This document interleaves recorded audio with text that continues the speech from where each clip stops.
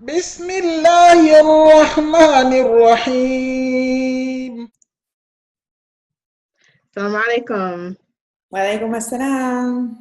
I am Camila Pickett. I am special editor for Sapelo Square for the Black Muslims Reflect on the Quran series. And I am Nargis Abdul Majid, the other co-editor. And we are going to reflect on the 25th Juz'ah in light of the series itself, the reflections that we have been sort of seeing behind the scenes during this month. And I think that this is the perfect Juz'ah for us to do this because the theme, one theme throughout this Juz'ah has been simplicity. Simplicity of practice, simplicity of your relationship with Allah. And it basically comes down to a couple of things: to believe in Allah, to be a good person, to be good to other people, to do the things that Allah has commanded us to do, to pray, to fast, to give the zakat, to do hajj, and then to leave every other complicated thing that we want to think of or we want to make difficult, to leave that in favor of just doing what He asked of us.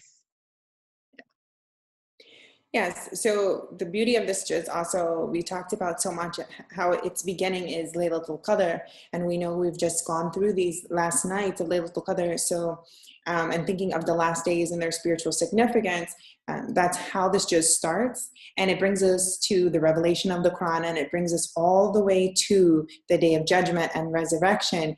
So it goes full circle, like this project is bringing us full circle to the end of the holy month of Ramadan, constant with those reminders of the simplicity, to avoid the excess, to avoid haram, to do good, to trust Allah, to be reminded of all of these things, and to simplify things. Like we're simplifying our access to the Quran with this beautiful project, and we're simplifying it as two Muslim sisters just communicating with each other, which echoes back to our historical roots and our historical ancestors of being, spending their lives on plantations and being able to connect spiritually to pieces of the Quran that they were able to remember, Islamic terms that they were able to remember, spirituality that they could connect with, even if it only was their Islamic or Arabic names that they were able to connect to. And we know in previous historical references, like even sisters post-emancipation were making sadaqah cakes, okay? Saraka cakes, the rice cakes, the charity cakes. These are people who were crop sharers, who were just emancipated from slavery, who could give that small gesture of Muslim charity that, it should not be a barrier to us to access the Quran. We should make it simple. And that's the basis of how we connect as community, or it should be the basis of how we connect as a community. It has to start with our relationship with the Quran. That is how we develop ourselves as Muslims. And then that in turn impacts how we develop as a community of Muslims. And I think that a lot of times we criticize ourselves very harshly about our practice of Islam, or just things that we do as Black people, moving through the world as Black, as Muslim, as American in this sense, how we function in this country as a community.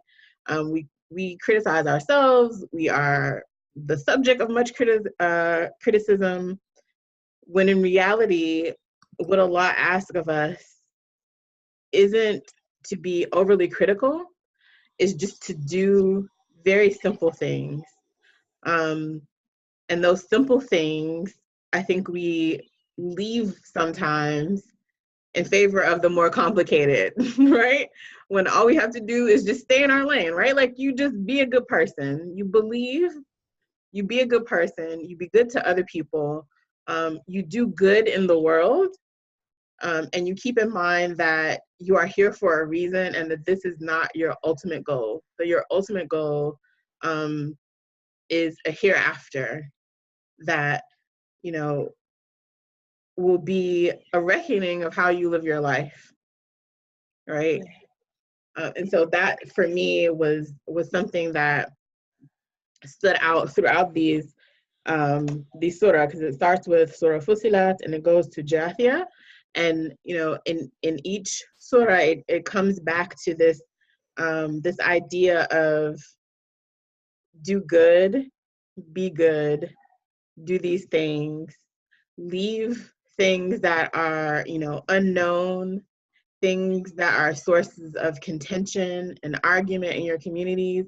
You know, Allah says over and over that through the stories of other prophets, like, people were arguing about this thing. I simplified this for you as a community, right? Like, I'm sending you this message through these different prophets over and over again.